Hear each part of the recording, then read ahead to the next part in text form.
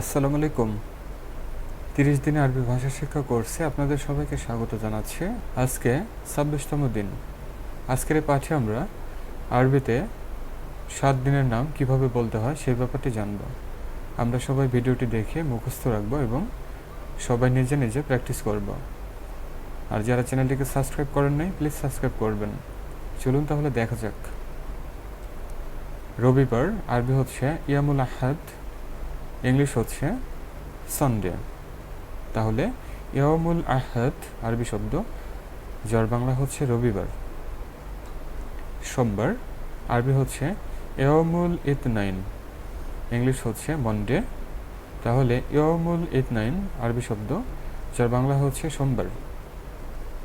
মঙ্গলবার আরবি হচ্ছে ইয়ামুল তালাতা, ইংলিশ হচ্ছে টুয়েসডে। তাহলে ইয়ামুল তালাতা আরবি শব্দ, যার বাংলা হচ্ছে মঙ্গলবার। বুধবার আরবি হচ্ছে ইয়ামুল আরবাহ, ইংলিশ হচ্ছে ওয়েডনেসডে। তাহলে ইয়ামুল আরবাহ আরবি শব্দ, যার বাংলা হচ্ছে বুধবার। বৃহস্পতিবার আরবি হচ্ছে ইয়ামুল খামিস, ইংলিশ হচ্ছে থার্সডে। তাহলে ইয়ামুল খামিস আরবি শব্দ, যার বাংলা হচ্ছে বৃহস্পতিবার। শুক্রবার আরবি হচ্ছে ইয়ামুল জুমাহ, ইংলিশ হচ্ছে ফ্রাইডে। তাহলে ইয়ামুল জুমাহ আরবি শব্দ, যার বাংলা হচ্ছে শুক্রবার।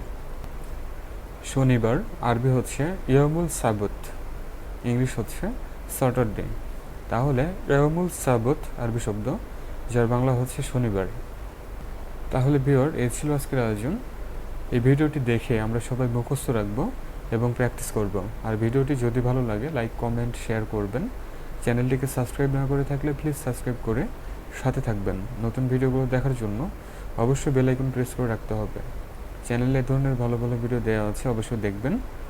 আর এই ধরনের ভিডিওর প্লেলিস্টের লিঙ্ক এই ভিডিও ডেসক্রিপশনে পাবেন, সেখানে ক্লিক করে দেখবেন। আর চ্যানেলটিকে সবাই ভিজিট করবেন। সবাই ভালো থাকুন, সুস্থ থাকুন। আল্লাহ হাফেজ।